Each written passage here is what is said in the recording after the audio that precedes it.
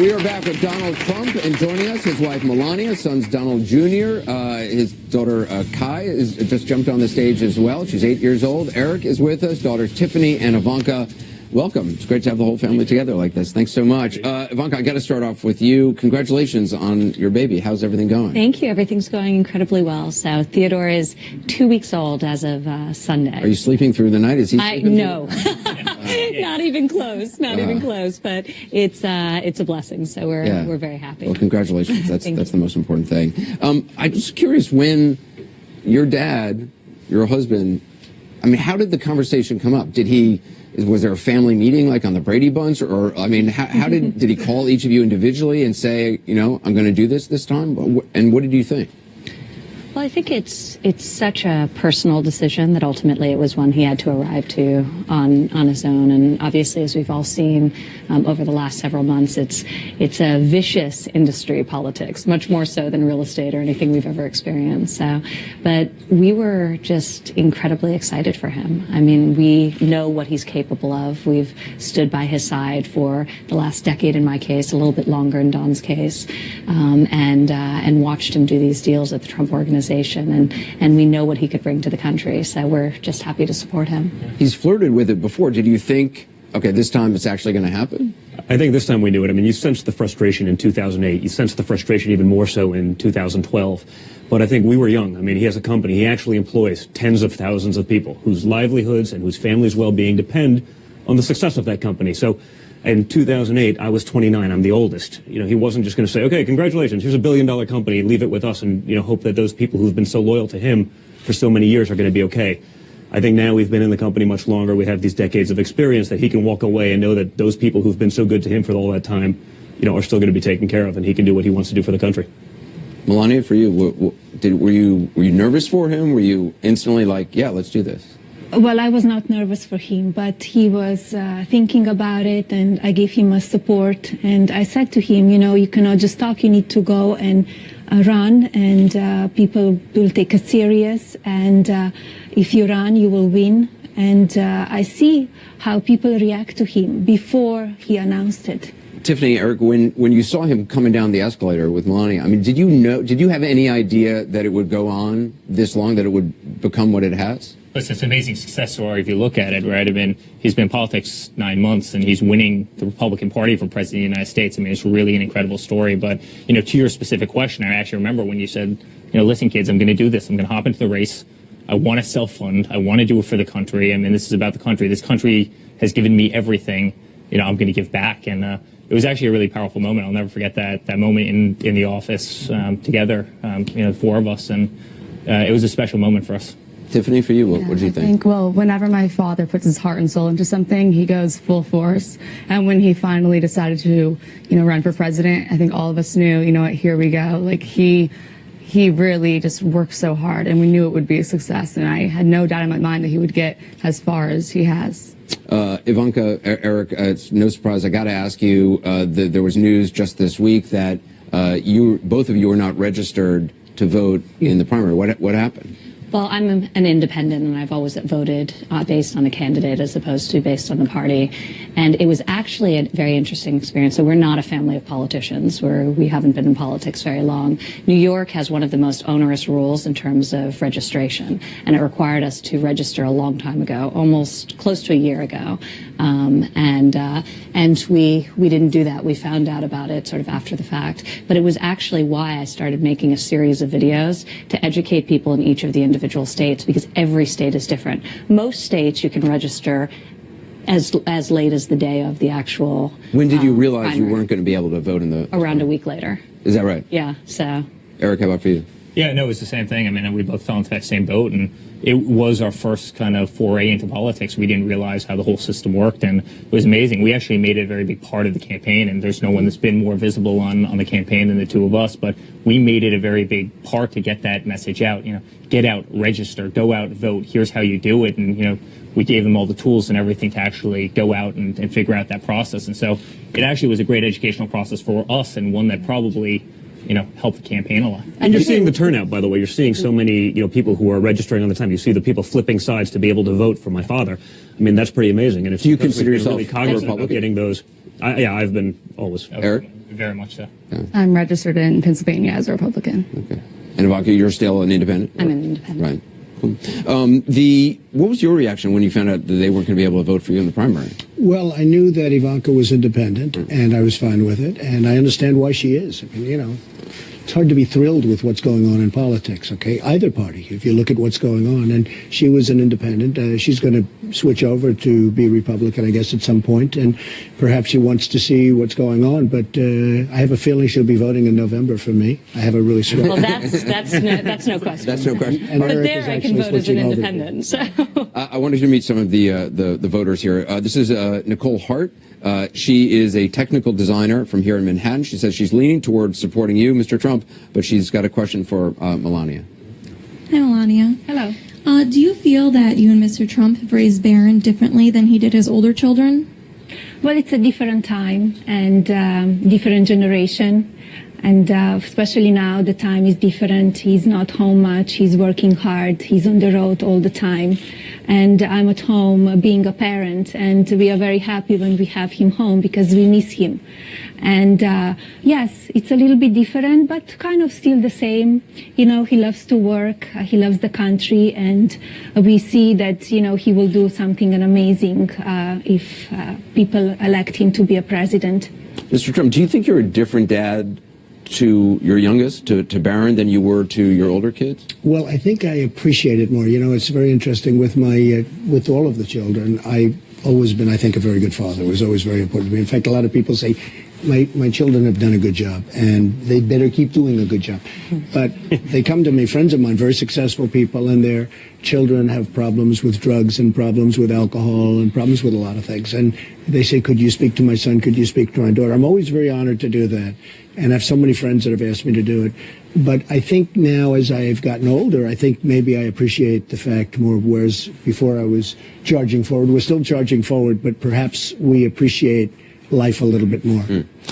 This is Peggy Padovano. She works in real estate. She says her dad actually worked for your father, Fred. She says she's voting for you next Tuesday, and she's got a question for Eric.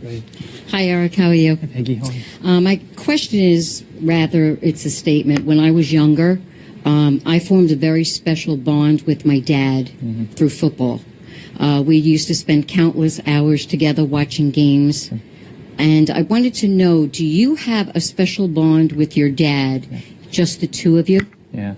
Well, I have many special bonds with my father. You know, we love work, right? It's something that really brings us together. We love building. The two of us just love machinery. We love building. We love concrete. We love jobs. And, you know, we'll sit on the phone at 6 o'clock in the morning and we'll talk about our favorite jobs. And, you know, I think that brings a lot of fun to us and a lot to the relationship.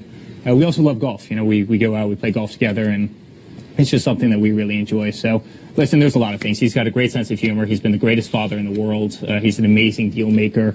You know, he's just always had so much love for us and this whole family. He's an amazing guy, one of my best friends in the entire world, maybe my best friend in the entire world. He's an amazing man, but there's really a lot that brings us together. Thank you so much. Thank you.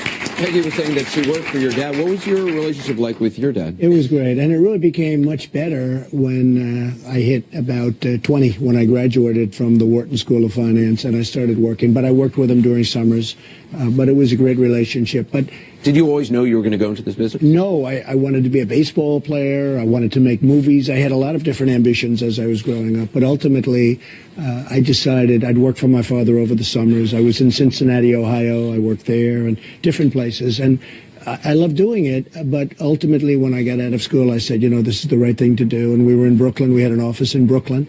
And we had buildings in Brooklyn and Queens.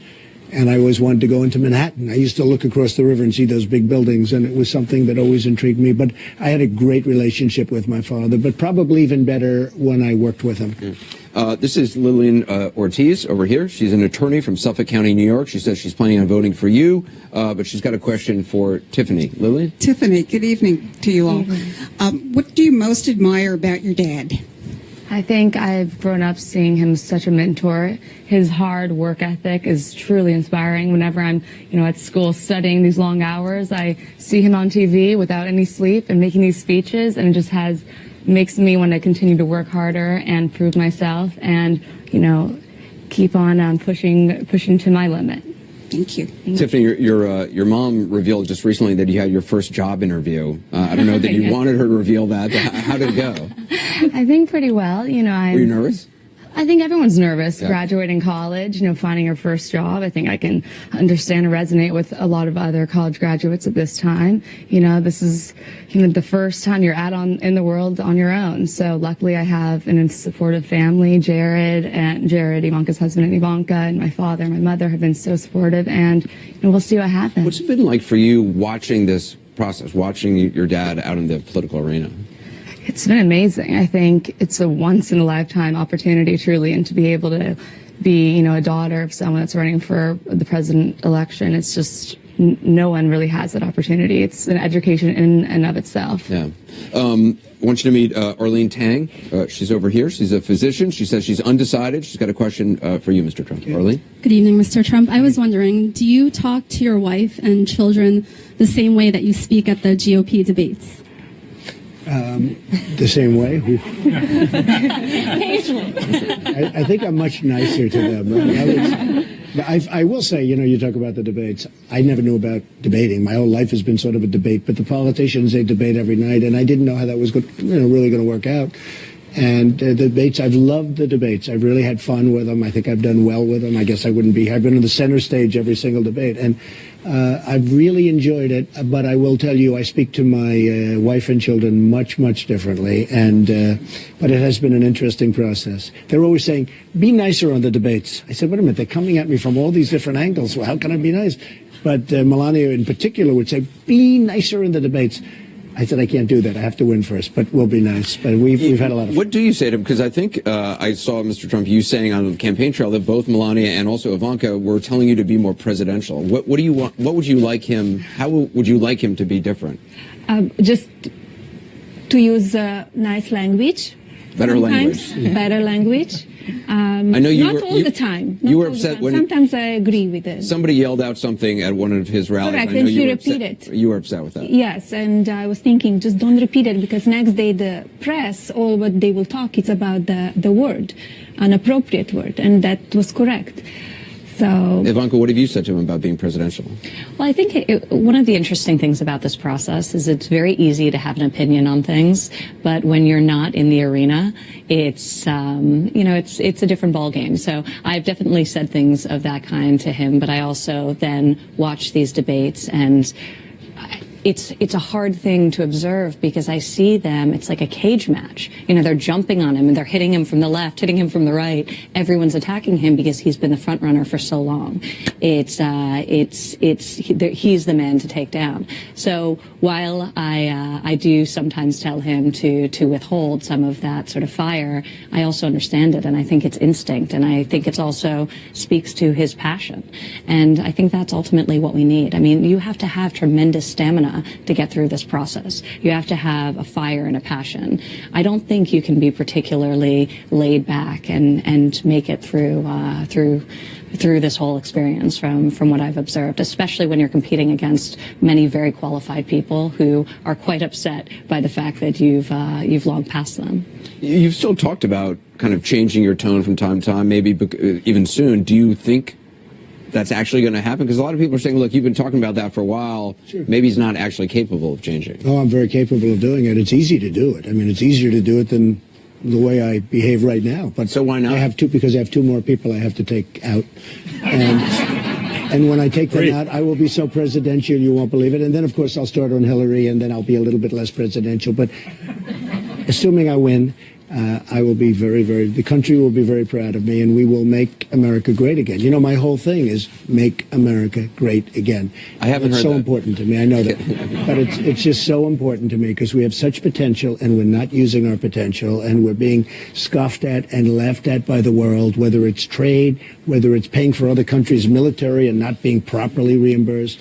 It's so sad what's happening to our country, and that's why we have $19 trillion in debt. It's going up to $21 trillion in debt very quickly because of the horrible budget deal that was just made.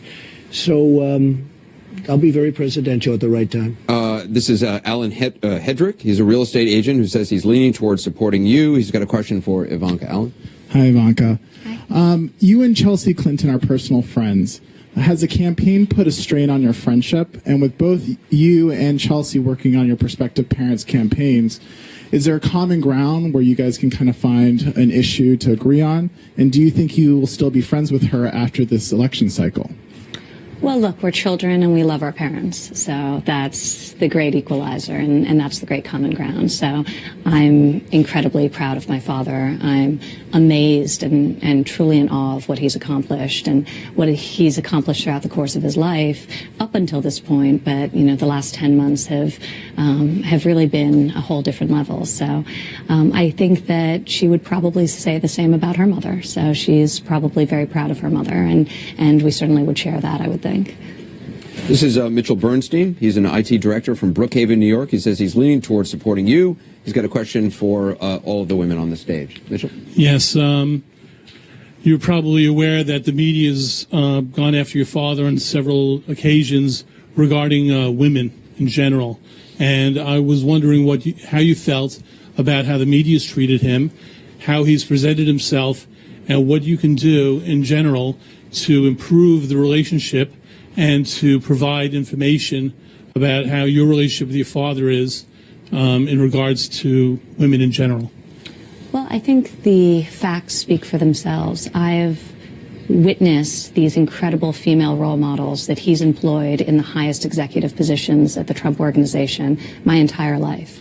In an industry that has been dominated by men, is still dominated by men, but certainly was when he was starting out in his career and he was employing some of these women and raising them through the ranks. So, you know, for me, I think the way he raised me, the way he raised Tiffany, it's a testament to the fact that he believes and inspiring women, empowering women. He always taught me that there wasn't anything that I couldn't do if I set my mind to it, if I had deep passion, if I really unearthed what it is that I wanted to do with my life and then worked very hard to achieve it. And I don't think that's the message a father would relay to a daughter who he didn't believe had the potential to accomplish exactly what her brothers could. So, you know, for me, it's his actions speak louder than the words of many politicians who talk about gender equality, but it's not evidenced in their daily employment practices. So I think both at the Trump Organization and also in a more personal capacity, the type of father he was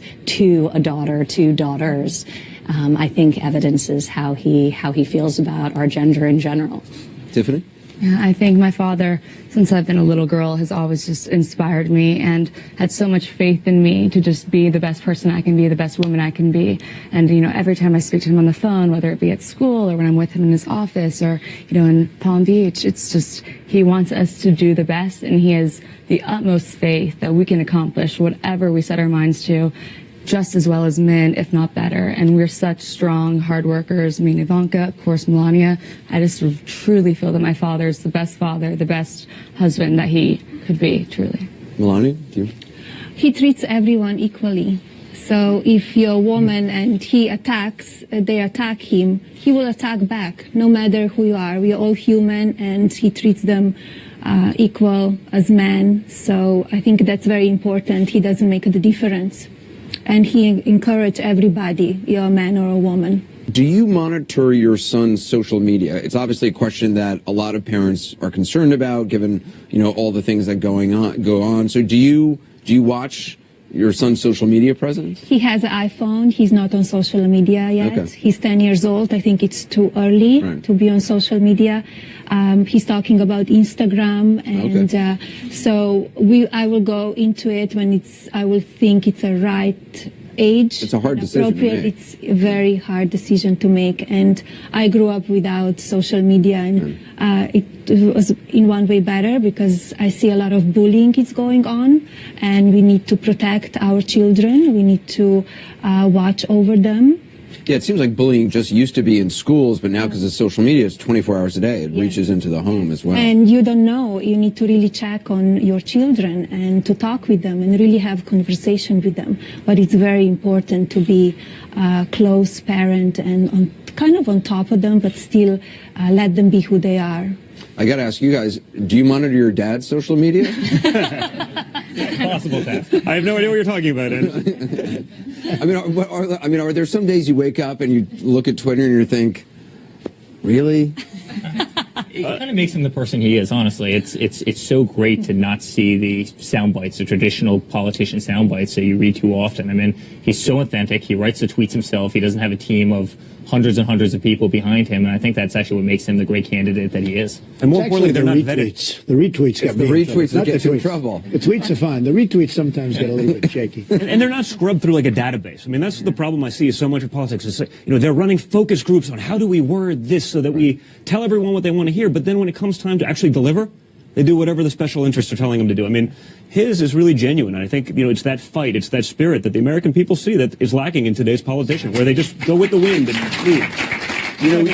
You don't have to retweet people. You can just let it stand. It's interesting. I started off a number of years ago, and I now see that over the weekend I picked up like almost 100,000 people. And I have 7.6 million people there. I have almost 7.5 million people on Facebook. I have 1.5 million on Instagram. I have millions, and it's really an asset. I really enjoy doing it, but it's really an asset. You see what's going on, and there is some genius there. I mean, you will read some of the stuff. There is genius there. You have to find the right genius. But it is a powerful thing. I mean, as president, though, no, I wouldn't be doing it. You wouldn't, or I would do it very little. I would. It's different. But right now, if I'm fighting one of my opponents, I can tweet out things or my feelings. And I had it in CNN. I mean, there was one instance where I was at a town hall and somebody got up and made a pretty negative statement about the president. You probably remember, very negative. They never found out who this guy was. I don't know, was he a setup or what? I think you know what I'm talking about. And he made a pretty negative statement about the president, and they said I didn't defend him, and it was a big deal. It was going on. And I remember I tweeted one line and then another line, and I put it out. And it broke into CNN. They broke into this major broadcast. Donald Trump, breaking news. It was like, I'm sitting there. I just did this. And it totally solved the problem. I mean, it was good. So it doesn't all work badly, but it is a modern method of communication. And, when I have 16 or 17 million people, when you add it up, it gives me a big advantage over people. All your own tweets? And when somebody's retweeted from your account, you've retweeted. I would say yes, other than if we release some information. I have some people, Dan, and some other people that will do it. But do you actually sit there type, or do you say something and somebody else types? During the day, I'm in the office. I just shout it out to one of the young ladies who are tremendous. I have a tremendous office staff, and Meredith and some of the people that work for me, and I'll just shout it out and they'll do it. But during the evenings after 7 o'clock or so, I will always do it by myself. Melania, do you ever want to say to him, put the mobile device down, that it's 2 a.m. and you're still tweeting? If he would only listen. I did many times. And I just say, okay, do whatever you want. He's an adult. Right. He knows the consequences. And let's meet more voters. This is Andrew Mezzaraka. He's a small business owner who says he's leaning toward voting for you, Mr. Trump. He's got a question for Donald Jr. Andrew? Hi, you definitely got my vote. Oh, good. Thank you. That was good. That's good. Thank you. I admire how you guys, being in the public eye, have remained well-grounded and became so successful. Compliment your father on that and your mom, obviously. And my question is, when your parents were getting divorced, how did your father help you get through that? Well, listen, I don't think it was an easy time. It was, obviously a difficult time to go through for any young kid. I was 12 years old, so you're at that stage in life where you think you're a man, but you're not quite. So, it was certainly a difficult thing. But I think throughout our lives, he's always been there. It's usually been on his terms. It wasn't a typical, let's go play catch in the backyard sort of father-son relationship. But we always went to job sites with him. We'd be in, his office playing with trucks as a 6-year-old while he's negotiating deals with presidents of major companies. And so he always made himself available. I remember calling from school and from boarding school and from getting home from school when we were younger, and he'd pick up the phone and say, hey, Jack Welch is in the office. Say hi, Don. And I'm sitting, he would always take it. So he was always so available. And I think because we were always present and because we always were, though on his terms at job sites, it really instilled a work ethic and a value for the business that we're in that it's what we grew up in. It's what we understood. So when it came time to start running the business and go in there, it was a very natural progression. So I always joke that, I've been working with the company for 38 years because he set that up. And it was that work ethic and that foundation that he implanted that allows us to probably do what it is that we do today. So it's really all him. And Eric, I saw an interview you gave, I can't remember if it was a Prince interview or not, where you said the divorce actually brought you closer to your siblings. Yeah, I think that's right. I mean, Don's my best friend. Ivanka's my best friend. We're inseparable with Tiffany. I mean, we have an amazing relationship. This isn't contrived. I mean, we work together every day. We have offices right next to each other. We also vacation together. You know, Kai, I mean, she comes and she spends a weekend at my house. I mean, we watch Frozen together, right, Kai? She insisted on sitting on my lap because she got the shy gene, obviously. Right? But, you know, we have a great time as a family. And, you know, I'd say the one thing that my father and mother did a great job at was actually protecting us from the media, really protecting us from the media during those times. And we grew up, and as we started getting a little bit of that iron shield, we became more visible. And now you see us by his side every single day, and it's something that we love doing because we truly love the man to death. I mean, we really love our father and our whole family. I want you to meet Cherie Murray. She's a mother from Queens who says she's currently undecided. She's got a question for Melania. Cherie? Thank you. Mr. Trump, you have a beautiful family. I'm a mom as well. My daughter is Shyla, and I have two sons, Abel and Jace. I wanted to know, what do you love the most about being a mom, Melania? And also, are you guys interested in having more kids? Well, it's amazing every day. Our son is 10 years old, and everything is different. Every day it's something special, and it's unconditional love. And I enjoy every day. I love being mom. A very special time, and I'm at home and raising him, teaching him values and morals, and preparing him for adult life, because sooner or later he will have wings to fly. And I will be always there for him, but he will be very independent and ready to go. Any more kids? And we're not really thinking about Ivanka, my mom has been pressuring me to actually have kids. What's being a mom to you? What is it? How has it changed you? I think it's changed me in almost every capacity. I think it's made me a better person, a better wife. I think I'm much more empathetic once you start thinking about a bigger picture outside of yourself, which is, it's easy to be very self-centered when you're young and you're single. And obviously it started when I got married and it became a we. And then having kids brings it to a whole different level, putting them first, and they become very much the center of your universe. But this seems exhausting. It is, and it's exhausting, but it's the most amazing type of challenge that you really can't prepare yourself for, but is so unbelievably rewarding. So I feel so fortunate. I have 3 children now, under the age of 4.5, and it's exhausting, but it's the perfect kind of chaos. I want you to meet Joseph Cohen. He's a student at Columbia University. He says he's undecided. He's got a question for Ivanka. Joseph? First, I wanted to congratulate you on the birth of your son. Thank you. I was wondering how your father reacted to your decision to convert to Judaism. What led you to that decision, and how did he react?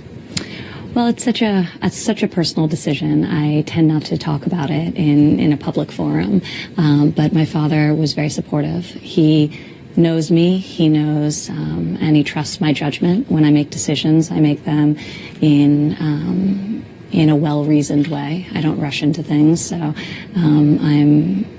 I appreciate the support he gave me, because obviously these decisions are not taken lightly, and it would have been much more hard if I had headwinds. But he believes in me. He loves my husband. They're incredibly close, which I think was obviously helpful, and he's been very supportive of me in that decision, as in many others that I've taken throughout the years. So. Thanks for your question. This is Brittany Haller. She's a student at the Fashion Institute of Technology. She says she's undecided. She's got a question basically for all the kids. Hi. So how intimidating was it to introduce your significant others initially to your father?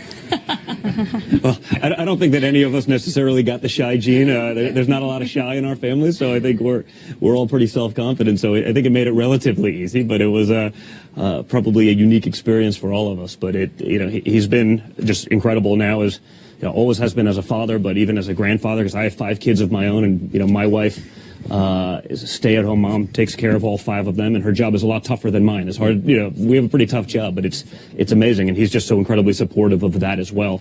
And just seeing him as a grandfather is, I wish something that people could see, because it is amazing, and it's a side of him you wouldn't see. It's not something we talk about all that often, but it's just incredible. And watching him with Kai on the golf course, or any other situation, it's pretty amazing. So there may have been some intimidation initially, but he trusts us pretty well. I remember spying on the lunch that my husband and my father had in Trump Tower. How did you spy on it? I was hiding around columns. Jared called. He came over. They went downstairs. They were having a beautiful lunch. There were tremendous amounts of hand gestures. I didn't know if this was good or bad. But so it. I was. Obviously, when you love somebody so much, you hope that the people in your lives that you love one another. So. Do you remember that? High stakes. I do remember. I'm very happy with Jared. He's been fantastic. All of, Eric did so well, and Don did so well, and Tiffany's working on it, right? And Ivanka. We're so happy with the new members of the family, really. They've been fantastic. It's got to be intimidating, though. I mean, Tiffany, bringing, or introducing somebody or even considering that. My father trusts us in our opinions, and Melania spent multiple dinners with my boyfriend now, and I think in the end, we're independent people, and all he can do is just support us and, be a loving father and, really hope that we're taken care of as well. And if it's not good, the older brothers will get involed. Yeah, is that right? Okay. No problem. You're more intimidating than enforcement. Your father. Okay. High school was rough for me in that regard. Yeah. Oh, yeah? There may have been a couple instances. Is that right? One or two. They're very protective. Okay. This is Joseph Kovac. He's from Staten Island. He says he's undecided. He's leaning toward you, Mr. Trump. He's got a question for Donald Jr. Joseph? Well, first of all, Mr. Trump, I respect you tremendously. Thank you. As a businessman, but more importantly, as a father. And you swayed me tonight, first of all. Oh, great. Good. Yes, definitely. Thank you my question for you, Don, is what have you learned as the greatest experience as a businessman from your father? And do you think that sometimes tone is important and you get more with honey than vinegar, so to speak? Well, I think without question, and what's interesting throughout this process, everyone talks about that in tone, but there also comes a time where you actually have to put the hammer down, right? There comes a time where, being nice and trying to do all this stuff, when people are laughing at your face, you have to actually fight back. And, that's what's so important about when he does. And he's not just going to go every time there's a little change in the winds, he's going to flip. That's not what he does. He's going to fight for the American people. So, tone is important. And I've seen him do that for the 38 years I've been working in the company. I've seen him do deals with people from all over the world. Different backgrounds, different ethnicities, different everything, different personalities. And he's able to do that better than anyone. I mean, no one can be, more endearing, more, he wins everyone over with that when the time is right. Sure. But we're at a stage in our country where I think we all believe that, we really need some change. We need politicians who actually have real world experience, people who are actually going to work for the people. And, the biggest joke I see is all the politicians talking about how they're great public servants. They're serving themselves. Sure. He doesn't need this at this stage in his life. He's done everything he needed to do, but he wants to give back to the country that's been so great to him, to the people who've been so loyal to him. It's given him so many opportunities, whether it be family, whether it be business. And, he wants to go through this brutal process to be able to give back. I mean, he's truly, it's incredibly selfless, and it's amazing to see. And I think it's resonating with the people. Is there a business lesson in particular that sticks out? Well, honestly, so much. I mean, he's not the guy that sits you down on his knee and says, this is how you do business. You learn by watching. You learn, the hard way oftentimes. He'll let you make the mistake and he'll pay for it. And he'll follow up on that. And so he gave you the He'll give you the autonomy also. He'll let you run with it, even if he disagrees with you. You better be right, though, because if you're not, you'll hear about it forever. Right. Yeah. This is Pax Hart. He's a software engineer who says he's leaning toward voting for you next Tuesday. His question is for Mr. Trump. Pax? Hi. I just want to congratulate all of you for the success that you've had, and I'm definitely voting for you, Mr. Trump. Thank you very much. Appreciate it. We know you lost your older brother from alcoholism at age 43. I lost an older sister from alcoholism at age 37, and I know what it's a life-changing event, and you really have to take stock in your life. Right. My question is, how did you? We've seen so many, the children of so many wealthy people who have, they've ended up being a mess. How did you instill, with your kids? How did you protect them? How did you, instill a sense of, personal responsibility with them? And what advice would you give for parents whose children may be struggling with addiction? Well, it's such an important question and a great question. I had a brother who was a fantastic guy. I talked about this to Anderson once because you had some difficulty. Yeah, my brother killed himself. Right, very similar nature. And My brother was this phenomenally handsome guy, great guy, just great in every way, the best personality, everything. But he started drinking, and it became a real problem for him. And he used to tell me, he was quite a bit older, he used to tell me, don't ever drink. And it'd say, don't smoke. And in those days, it wasn't the drug thing. It was really the alcohol thing much more so. Today, you have to add the word drug. And he would really, you know, he knew he had a problem. And he was one of my truly great teachers, my father and my brother. I say that all the time. My brother, because of this and other things. But he'd say, don't ever drink, don't ever drink. And I've never had a drink. I mean, I've never had a glass of alcohol, and yet I own the largest winery in the East Coast. It's a crazy thing, but that's okay. but my brother was so instrumental in probably shaping my life, because I just don't know what the outcome would have been. And when my children were growing up, even when they didn't even know what drinking was, I'd say, no alcohol, no cigarettes, no drugs. And I'd always say it. I used to add cigarettes because, you know, I have friends that just can't kick it. But I'd say no alcohol, no drugs, no cigarettes. And, you know, I think it had an impact. And I have so many friends where their children have this problem, and it's a tough world out there to start off. But when you have that as an additional problem, the drugs or the alcohol, it's awfully tough to really do it. So I just tell the parents, if you can, keep your children away from the drugs and the alcohol, and it's going to make their life so much easier. And, you know, you don't have that longing. I don't have any longing because I never drank, so I don't have a longing for drinking or for drugs or any of that stuff. And I have other problems, and we won't talk about them, okay? But the drugs and the alcohol, so important that your children just stay away from it. Was that something you remember distinctly growing up? Yeah, very much Absolutely. so. Very much so. Every day of our life, every morning. Don't drink, don't do drugs. Every morning? Every morning Every before school, without fail. I mean, it was, as young children, it often was accompanied by one of us eye-rolling. But, you know, I think in retrospect, as parents, we see how much that was an important message. She used to say, Daddy, don't say that anymore. Don't say that. But I just felt it was important because I've seen so many brilliant young children of wonderful parents destroyed because they drank or they took drugs. I want you to meet Diane Morgan. She's a teacher here in Manhattan who says she's supporting Governor Kasich. She's got a question for you, Mr. Trump. Hello, Mr. Trump. Hi. Good evening. Thank you for answering my question. I'm a mom of 3 here in New York, Ethan, Jane, and Laura. And I'm wondering, what do you consider the 2 or 3 most important financial principles to teach your children or that you've taught your children? Well, I've always said, and I make speeches on this, and they pay me a lot of money, and I give it to charities, and I'm so happy about it, and I love doing it. But I always say you have to love what you do. So important. You can never, ever give up. I've seen so many people where they have talent, and they're very smart. And I see it even in schools where I went to school. Some of the people that weren't really as smart as other people are much more successful now because they were just more driven and they never ever quit or gave up. And keep the momentum going. But you have to love what you do. You know, if you're in a great business, a real estate business has been a great business. But if my children like some other business that wasn't maybe as good a business, but they just loved it, I would absolutely tell them to pursue that because you'll never be happy. You have to love what you do. I want to ask, just in closing, to each of the kids, and I hate to call you kids, but take it at this. It makes me feel younger. So, is there something you have learned about your dad in the course of this campaign that you didn't know, or that you didn't know? Listen, I think it's an amazing question because, I mean, we've seen so much, but I mean, just the perseverance. I mean, that we always knew was there. That's always been there. But I mean, you know, going into something as a freshman politician and, you know, being the star of the Super Bowl right now, it's pretty incredible. And I think it's not so much that I learned anything new. It just reinforced what I already knew about him as just being just the hardest working guy I've ever seen. I mean, you know, it's just the drive, the work ethic that we've seen our whole lives. It's just been reinforced at this stage in his life after everything that he's done to keep doing this and want to do this for the country. It's really amazing. It's really special. I'd say passion. You know, it's amazing. He came into this race with so much passion. I mean, he put everything into it. Kids, take on the company. You know, go run the company. Do what you guys have done so well. I'm going to go do this. I'm going to go do this for the country. And he put so much passion to it. And his whole career, I've seen him do that, whether it be building the greatest buildings in New York, building the best golf portfolio in the world, building one of the great hotel portfolios in the world, you know, The Apprentice, now running for president. And it's really largely due to the passion. You just spoke about it, but it's the passion that makes him so successful at what he does.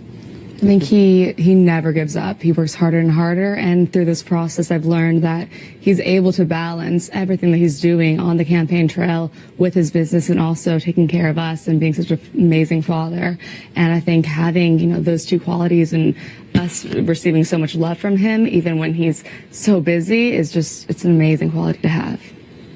I think one of the things I've always been most inspired by in observing my father is the way that he really inspires others. The way at our company, at the Trump Organization, he will set a very aggressive, a very bold vision and then really help people find it, help people both unearth their own potential and also work together to achieving the vision that he's charted for the company.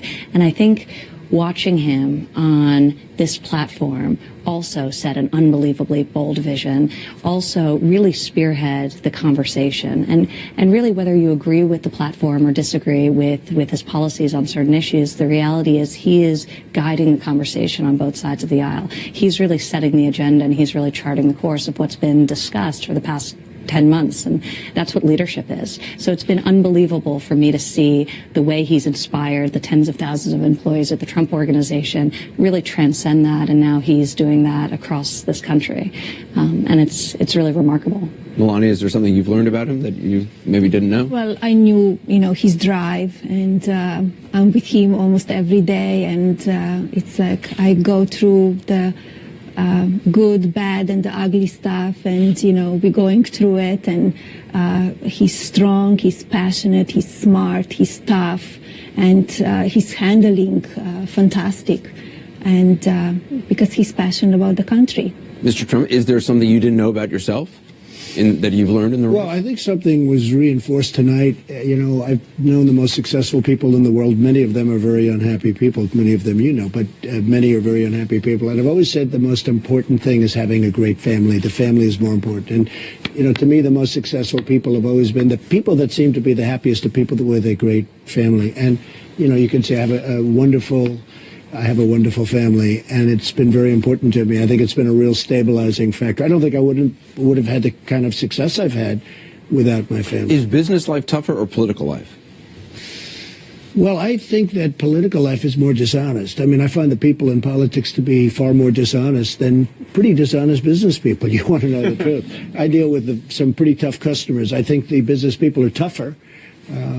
I think the business people I know them all. We'll use some of these tough people to renegotiate our trade deals, folks. Believe me, I know the good ones, and I know the bad ones, and I know the overrated ones, and I know the ones that are the best of all that nobody ever heard of. But we will use the best. We don't use the best right now. But I will say this. I think the business people are tougher, but I think the politicians are more deceptive. Final question. Do you really believe you're going to get to 1237, or in your heart, do you believe this is going to end up being an open convention? I think I'll get to 1237. I think we're going to do very well in New York, and as I said before, some of the states around that we're going to be in next. I think we should do really well in California.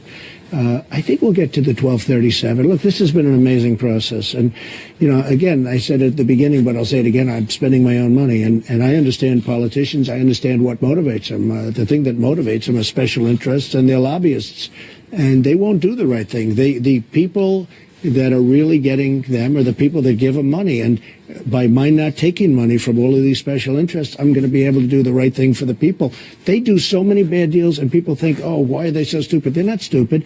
They're doing it because they're told to do it by the people that give them money. That's why, whether it's Ted Cruz or others, I will tell you, they're not going to do the right thing for the country. And it just is the way politics works. And nobody knows the system better than I do. And though, how politics works. At the convention, if you don't make it in the first round of voting, a lot of those delegates who have to vote for you in the first round, they're free to go elsewhere. I'm not an established... Are you ready for that? Sure, I'm ready for it. Look, my life would be a lot easier. I have some wonderful things, and my life would be a lot easier. I just want to do something. The country, as my children have said, the country has been great to me. And I want to give back. And, if people want me to do that, I think I'll do a fantastic job for them, and we'll bring the country back, and we'll save Social Security, and we'll save Medicare. All this, our country's in such trouble. People don't realize what a trouble. We're sitting on a bubble. Our country's in tremendous trouble. So I think I do a really good job.